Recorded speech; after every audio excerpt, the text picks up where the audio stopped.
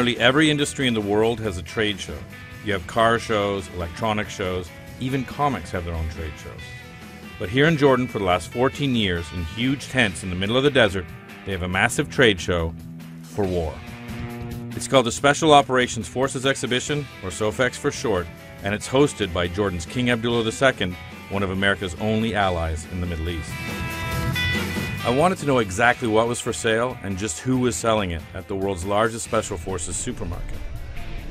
But I'm a magazine guy, not a gun guy, so I brought along an ex-Marine and an Iraq war vet, Matt Ruskin, to help me sort through all this stuff. It's interesting because when you walk through security and you come to this, it's sort of like a trade show out in the middle of the desert. And the first thing you see are like any other trade show, advertising. But here it's like F-16 with sniper targeting pod, the Hellfire missile, the Javelin missile. It's crazy, it's the first thing you see. And all this advertising is aimed at what audience? Generals. So we're here at the beginning at SOFЭKS. They're gonna have the keynote speeches. As you can see, there's pretty much every general in the world here. It's crazy. It's my great pleasure to welcome all of you to Jordan and to SOFЭKS. With the 349 exhibitors and more than 300 delegates from around 85 countries. Special operation capabilities are vital to the battle against global terrorism. With your leadership, insights and efforts, victory will be ours.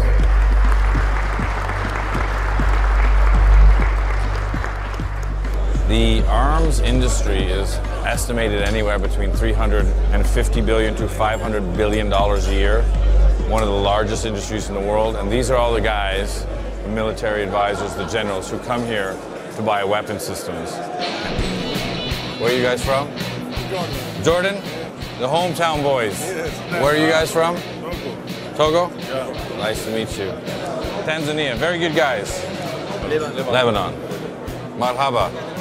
Marhabten. When I was a kid, they used to talk about the military-industrial complex. Well, this is it, right here. The business of war. All the generals coming with billions upon billions of dollars of taxpayer money to buy weapons to fuck shit up.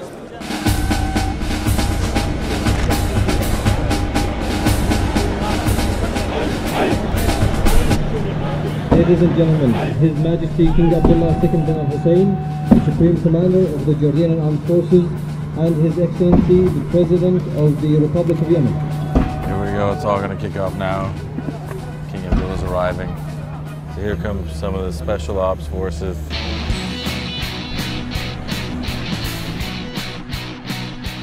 Jordan has a profound, almost pathological fixation with Special Ops. Why? Well, one, because it borders with Syria, Israel, Saudi Arabia, and Iraq. And two, because Special Ops is code for taking down terrorists, insurgents, or anyone else that the government deems to be undesirable. And since 9/11, if you join the fight against global terrorism, it also means that Uncle Sam will cut you a nice big check for weapons, especially if they're American made.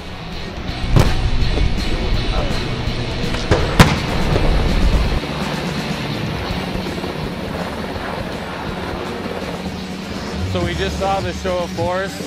They took over the building. They dropped some people in. There was a hostage crisis. They did it all. They killed everybody. And now SOFЭKS is going to begin. And if you didn't know that the military-industrial complex was a party, you'd be wrong. So we're going to go in with all the generals, see what everybody's buying. It's like a parody. I kind of feel like Austin Powers is going to jump out at some point because it's like a million Dr. Evils getting their special laser weapon systems. It's like kids at a candy store.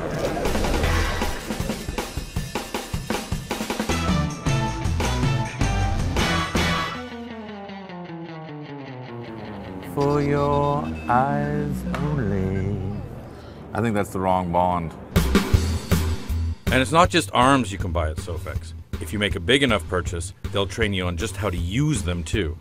To this end, they've created a state-of-the-art military training facility where you can learn how to raid an airplane or assault a gas station or not freak out while all around you bodies are burning. And all of this is brought to you courtesy of General Dynamics. This was a coordinated effort between the U.S. and Jordan.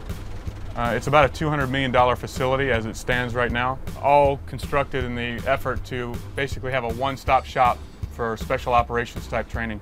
You can come and you can work on your urban skills, you can work on your aircraft assault skills, and just the whole gamut. And who trains on it mostly? Well, a number of countries. I won't say exactly which ones. What we have here is the Airbus 300. What it allows us to do is various types of training as it relates to special operations, whether it's a hostage situation inside of an aircraft or we want to replicate some sky marshal training.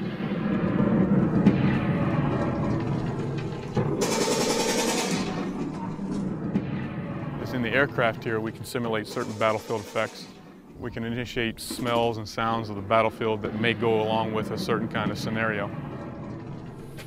What we can do is we can pull out the mannequins and actually put... Don't shoot the baby. That's right. Mindset's a big factor for each operator, and the more you can expose them to in a controlled environment like this, the better operator he's going to be, the more surgical he's going to be. Right.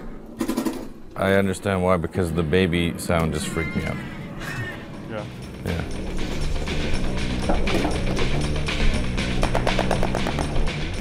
This is the 100-meter range, and the 100-meter range has a system built by Saab. It's basically a pop-up target system. Saab, the car manufacturer? I believe it's the same guy, Saab Systems. Right. I never see any press on this stuff ever. This is why I think I'm sort of a maverick. Although not a maverick like John McCain. It's such a good story. I mean, Right. you know, anything that we can do to help, you know, the soldiers that we put out there. And just think of it, a site like this tries to replicate any type of situation that they're in. Now Jennifer does PR for these General Dynamics war villages, which must be the weirdest job for a soccer mom ever created. So they bring people from SOFЭKS here. Why? Oh, to see it. Gotta see it to believe it. So they like it. Yep. They see the plane. Yep. They get afraid by the baby. And then they come to you and say, I want it. Now what? What's next? Great, we go and we, you know, talk to them and say they either want it in their country or they can come here and train. Right. We're going in. Live hostage situation.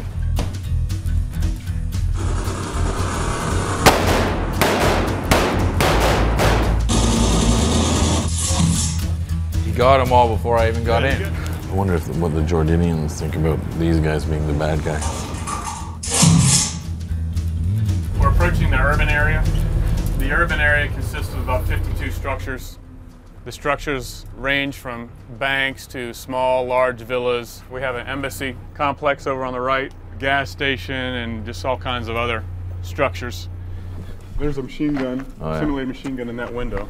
We have wave cannons on all the rooftops. Are wave cannons real things? They're... Oh, shit. Is that a wave cannon? That's a wave cannon.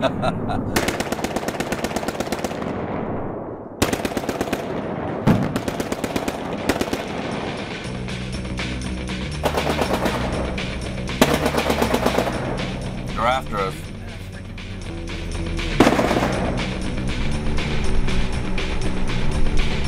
I've been told that in the building they've initiated some kind of an odor, as well as probably some smoke and so on. I smell something, I don't know what it is. Oh. This is like the worst thing I could possibly think of right now, being hungover, and they're gonna make it smell like rotting flesh. Burnt hair, oily machinery, dead body. we have an apple pie, but we don't have it on premises.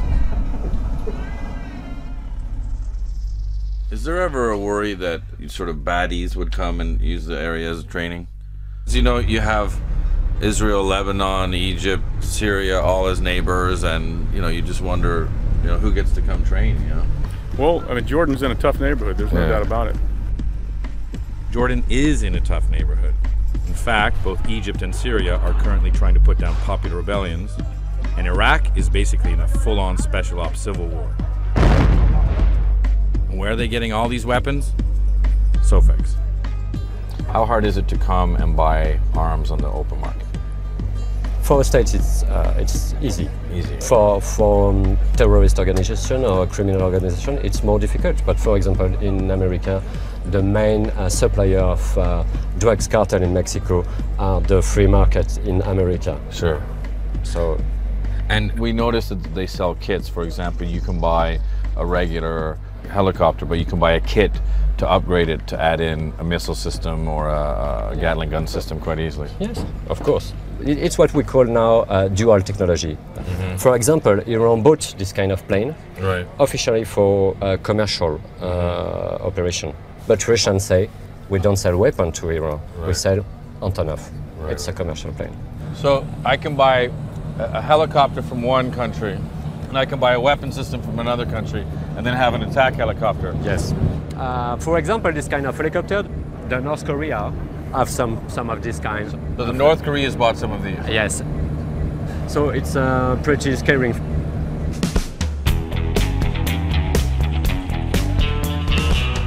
Can I have a keychain? Thank you. Where are you guys from? Kazakhstan. Czech Republic? Is that made in Azerbaijan? Yeah? So Azerbaijan makes the biggest, longest rifle I've ever seen. Where are you guys from? Germany. Turkey is here, China's here, Jordan is here, the Russians are here, all selling weapon systems to whoever wants to buy them. You want jets, you want rockets, helicopter grenades, Robocop killer systems. You have 20 seconds to comply. You got it. That's an automatic grenade launcher. That's my favorite weapon in the entire Marine Corps arsenal. No one's stopping. Everyone's saying, hey, you shouldn't be actually playing with the grenade launcher. Now, fucking around with these dudes and their guns was fun, but after a while you start to freak out because you realize that they're selling weapons the same way that you'd sell next year's car model. The world's most demanding shooters demand SIG. This is the world's most revolutionary pistol. We have the resources and the energy to solve any small arms problem.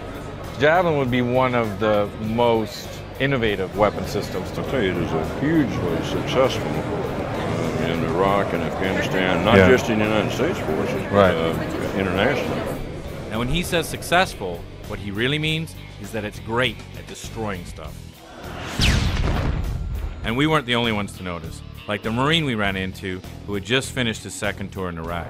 You know, it's weird, man. It's like everybody's like real cordial with each other, but like at the end of the day, we're like buying weapons to destroy each other. That's it. I don't want to sound too like liberal or anything. No.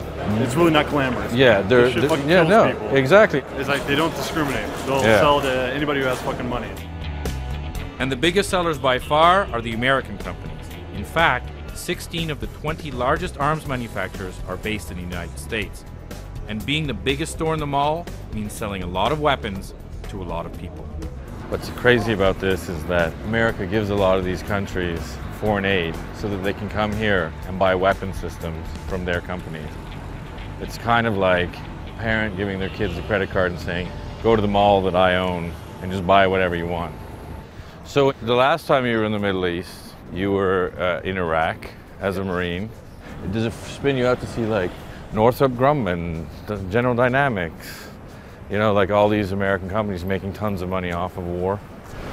You know, what's the trip is you see Norenko right here, next to an American arms display, and they used to launch 9-foot Norenko rockets on us. Really? Yeah. The insurgents would buy Norenko rockets and then use them against you, and they're right next to the American military companies. Interesting. So we went over to the Norenko booth to see if they could explain how their weapons ended up in the hands of Iraqi insurgents. Hi. Ni hao. Hey, ni hao. Hi, how are you? Yes, where are you from? From America, Vice. VBS, news. Oh, news. News. I'm sorry, maybe I'm not good. Oh, okay. Okay, thank you. Sorry. Thank you. Sorry. Ni hao. I must have bad BO. They're all walking away very rapidly. Ni hao. Everyone just left. While we couldn't get an answer from the Chinese, Sitting right there on display in the next booth over were shells that were exactly the same as the ones Iraqi insurgents used to make roadside bombs, or IEDs. They take the tips off of these, and you can see it's pretty hollow in there, and they'll pack this whole thing full of C4, and just it creates some hellacious shrapnel. And here you can just buy it like you would a chocolate bar. Exactly.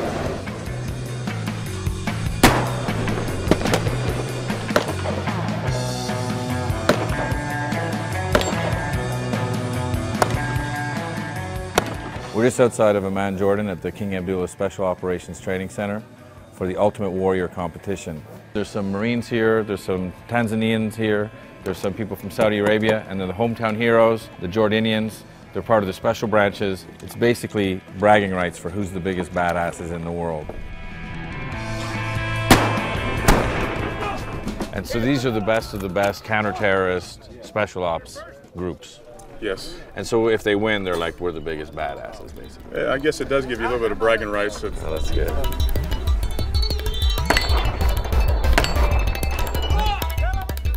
So as you can see, it's designed to kind of hit on as many of the skill sets that these guys possess and challenge them in all of those. Stamina, endurance, shooting skills. Do they do Indian leg wrestling? Indian leg wrestling, no, maybe. Because I could compete on that. What about potato sack racing? I could compete on those too.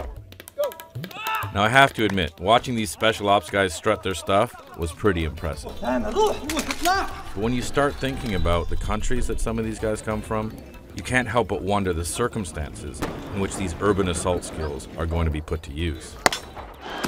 And if the recent uprisings in the Arab world are any indication, the answer is simple: at home. How are you guys doing? Good? You gonna win? Yeah? How are you boys doing? Are you gonna win? If they don't win, then I'll put my boot in their ass. I'm happy. And what do you think about competitions like this? Friendly competition is always a great thing. It lets you know what you need to work on, and you should get out, meet new people, because connections around the world right now is a big deal. So getting to know guys you might see down the road in Afghanistan and recognize faces definitely goes a long way. And recognizing faces is important. In fact, facial recognition technology is just the latest feature being built into many unarmed aerial vehicles, which are also known as drones. You know, when you were a kid, you used to have those little model airplanes, and there'd be like, you know, somebody's dad would be a real nerd and have the model airplane. Now, like, it's all model airplane style drones that can take pictures or drop bombs. The sad thing is that countries who actually buy this stuff rarely end up using it against foreign militaries. More often than not, they're turning it against their own citizens. And thanks to the number of governments who are afraid of their own people, business is booming. We've just made an assessment of the global security market spending. Right. And our assessment this year is we think spending on security is between $180 and $190 billion. We now see that doubling to $400 billion over the next 4 years. $400 billion just on everything from border security, homeland security, anti-immigration, anti-drug, protection of oil fields and everything else. So even in a recession. Yep. So you can see 2 to 3 times more on security spending than there's going to be on defense export spending. Wow. Hence the importance of SOFEKS. So we just left SOFEKS. We're pretty spun out. A lot of generals, a lot of weapon systems, missiles, tanks, planes, helicopters, and it's kind of a bummer. And as we left SOFEKS, the magnitude of what we just saw hit us. If the arms markets are doubling every year in sales, it means that the armies are actually using and expending their weapons, which means, quite simply, that they're killing people. Come on, fire! Hey, Roger.